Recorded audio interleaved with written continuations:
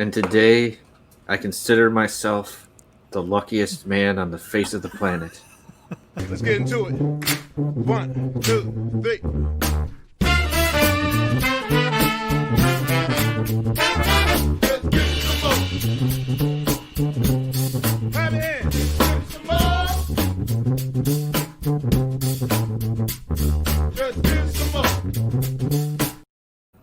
Well, hello, and welcome back to My Whiskey Den, your favorite public access whiskey review show where craft whiskey is king, and that wasn't pretentious enough of an entrance.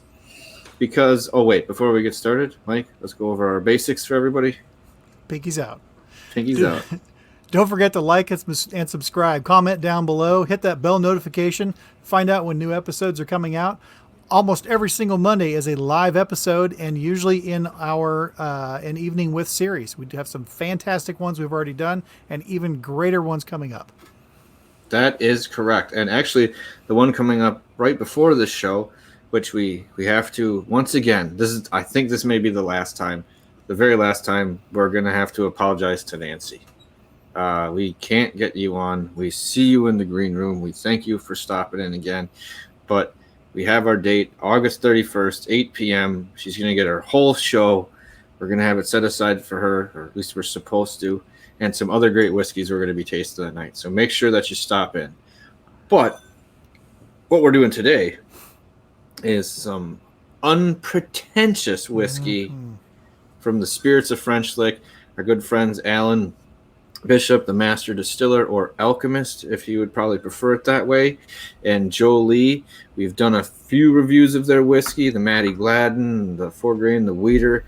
They're doing some great stuff with how they handle the grain and treat it.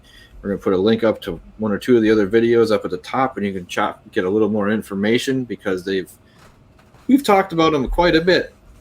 And this is their crazy, insane, out of stock. Is what better time is it to talk about a whiskey than when the rest of the public can't get any? This is crazy on the secondary. I heard it was up to 7,500. It's just their very first high rye bourbon port cask finish release. I think what's more pretentious than it? Yeah, I'd say all the bottles I think are St. Jude Children's Hospital is using them for fundraising. Yeah. So what's more pretentious than talking about a whiskey you can't get your hands on anymore? That's right. And it is 100 proof or 50% alcohol. It's right along that kind of bottled and bond land that they're going for with most of their releases, anyways. And I saw the hype about this before I got to taste it, and on the nose, and I'll let you guys speak to it. It is so rich and bold, but you're still smelling grains. I'm gonna let you guys go because I feel like I let Ben talk last couple episodes. I've rambled too much, so pretentious Pat will shut up. You've overstepped your name. Yeah. So this was I telling Pat a little earlier. The nose on this, just cracking the stuff open, it hit me. I'm at a nice homemade Italian dinner. The pasta's homemade. The table is covered in fresh homemade bread, fresh sauce, and there's a glass of wine that's just been poured and it's right in front of you. So you smell all those grains, the sauces, everything on there, and then you get that wine smell. And it just is, it's comfort. And we're joking that, just like Italian food, you eat too much of it, you're going to get sick. And your pants are coming off. and this stuff is, it really is. It's just smelling it. It's like, he's like Willy Wonka and you're eating like the candy and you're like, oh, I taste this roast beef and it's this and it's this. It is just so much going on in here. Yeah. And this lady's got some legs for 100 proof or two. Yes. Legs for days, but I love what you said there, Mike. And for me, when I'm nosing it, there's this dense core of the grain mash. You just think of like this fresh baked bread. You're in a bakery. There's all kinds of just breads cooking and going, and the aromas, it's just dense and it's thick. And then wrapped around this core of bread and grain is all the wonderful note support, the chocolate, the nougat, the nuts, the dark fruit. It's just dancing around, but at the core and the heart is just the grain mash that's right there. And there's some caramel and vanilla, nuanced in there, but oh god, it's lovely. It It's just, just with all lovely, of man. the smells and everything on there, it's tight. Yeah. It's just so well put there. It's like you could pick this up in a ball and hold it up and just walk around with it and smell it, and it would not fall apart. And that rye starting to punch through a little bit with a honeyed black tea or a honeyed sweet tea note to me. The honeyed sweet tea is exactly right. Because you do get that honey, and then you do get that nice kick of spice. Yeah, it is. Oh, this is another thing that I wouldn't relegate to just like a Christmas whiskey, but if I was gonna have something on Christmas, this would definitely be something that I would be happy to pour next to everything else that was going on, because I think this would stand up to a lot of the other flavors. Oh yeah. Just on the nose alone, I think it's gonna hold up. Maybe even in a faint light cigar, this could play king to what's going on with that. Okay, I'm gonna sip in it. No, I did taste it before, so I did too. Yeah, I don't see his face when he tastes it.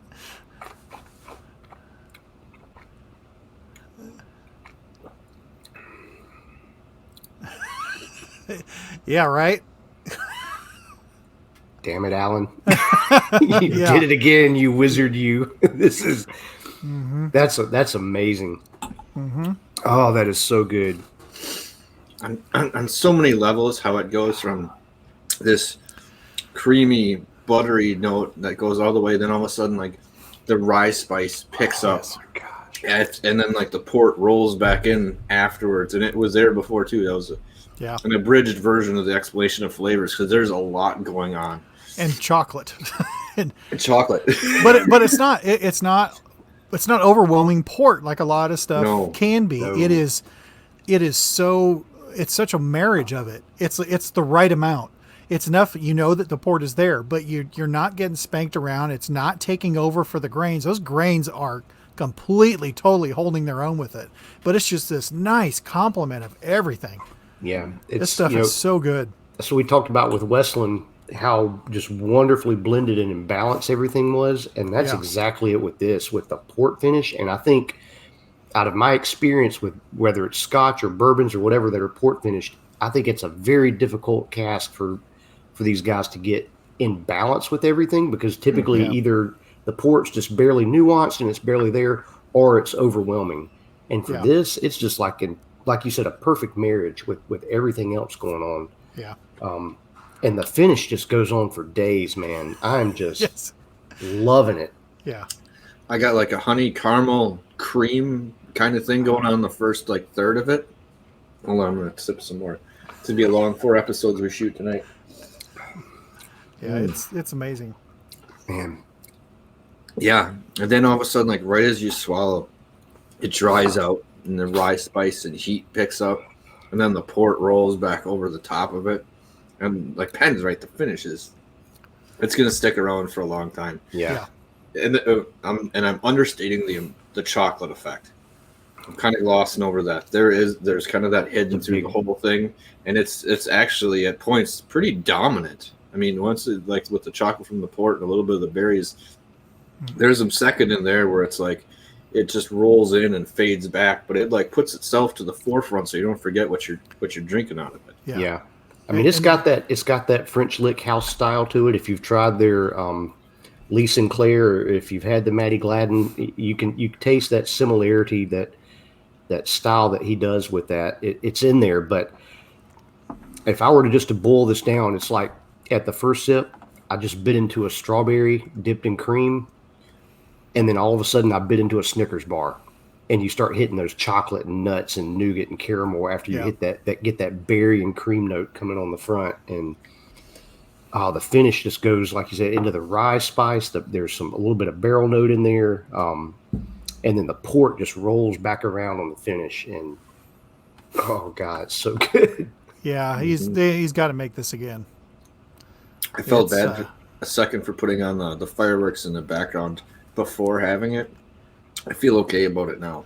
Yeah, I feel okay about the fireworks now. Yeah, I can see why there was all this buzz on the secondary market. Yeah, that's right. Yeah. Well, I mean, if you're going to tell me that It goes for $125 or $200. I can see how this is going into the thousands.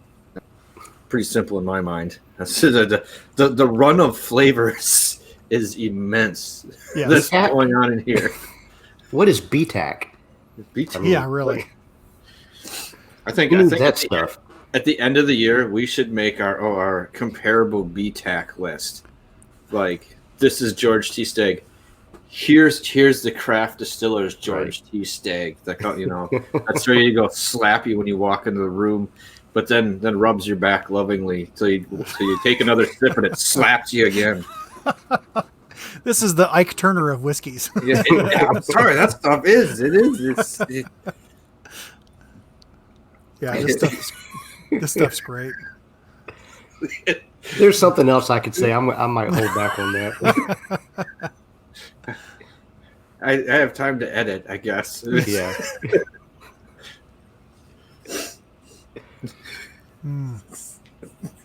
I mean, this is top to bottom, side to side. Everything about this is great. Everything about it, and that's not brown nosing at all. That whiskey is so good. Yeah, it's a dark chocolate. If by some freak chance you can find someone that has them, and I think there was maybe one place in Texas that hadn't sold their whole allocation yet, I would wander my way in there, and I'm not usually a case buyer. I'd buy 2 or 3 in a heartbeat, even at this $7,000 price tag. It's pretty damn tasty. I've spent many dollars in worse ways that have turned out poorly for me to know this is going to work out. Yeah, that rye it's kicking. You guys getting there's a little bit of a mint kicking in on the finish now. Yeah, with that rye. Ah, dadgum. And even at 50% ABV, you're not getting the alcohol proof. You're getting the rye spice and the grains and port and everything else, and you're not getting that alcohol punch. This could be You could end up with no pants if you drank a lot of this. But what a story! But it's got that oily, creamy mouthfeel to it. Oh my God! Like a higher proof whiskey, and that's I think that's been pretty evident in everything Alan has done. Is it's got this amazing mouthfeel and this real oily texture to it. But they're bottled and bond, 100 proof, and it feels like you're drinking something that's like 115 or 120. Yeah. But at the same time, like you said, the alcohol, the proof, the ethanol hit's not there. It's just the way it feels on the mouth, and it's. I'm almost feeling that's with the barrels, with the toasting of the barrels and the heads. I feel like that is starting to play a factor with letting it be so grain forward, but somehow, like you said, it's taken down the alcohol spike. Everything he has is way under. Fucking congratulations, Alan. Yep. This is one that I would love to see come back every year. I know this was kind of like a one-off, but I'm sure that there's another port barrel laying around there someplace that he's playing with. And I can't wait for that one because this is pretty damn tasty. Yeah. Yes, it is. So remember, coming up this coming Monday is Nancy Fraley. She'll be on. We'll be talking about, hold on, let me get the list here. Virginia Distillings, their courage and conviction, their first American single malt, has nothing to do with the Highlands. Then we have Wyoming Whiskies, Outrider, the 2020-2021 version that is 8.6 years old and 110 proof. Oh, this just keeps getting better. Hold on here.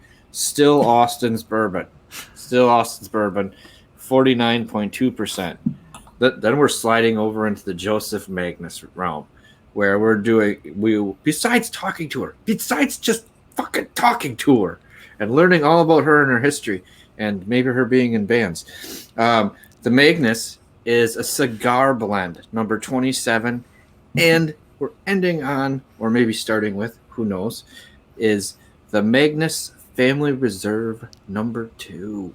Number 2. That's a marriage of 19 to 22-year-old whiskeys.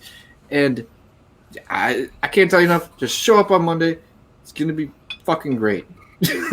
Yeah, and cannot confirm, but I'll swear by the fact that Motorhead asked Nancy to fill in for Lemmy when he passed away, and she said, "I'm too busy." That's the story, and I'm sticking to it. That would not. That doesn't sound pretentious at all. Because she was way more of a badass than Lemmy. That the very well could be. I may have run across a couple pictures and might have to do a little show and tell. I just want to know some band names. That's my big thing. But so stop in for that, and then going into September, just as a quick one, on the 14th. We're not sure what we're doing on the 7th because it's Labor Day. The 14th, we are having, excuse me, someone from, was it MGP? There's a company called MGP. Yeah, it's a little distillery. They're coming on, and we're going to be doing tastings with. We're going to go over some of their history and everything that they're doing, because they've actually helped get so many craft distilleries on their feet and running on their own, and still a lot of them use some of the juice from them.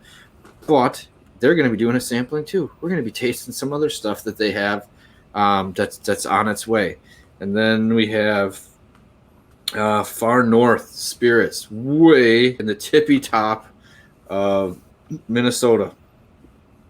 They do some Rocknar Rise and some other stuff that we'll have to be looking at, but they're coming up in September as well too.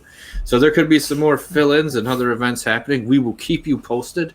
But until then, remember, it's not the size of the den that matters. It's the love of whiskey. Cheers, everyone out there. Cheers. Oh, and I'm so sorry you can't get this. Let's get into it. 1, 2, 3.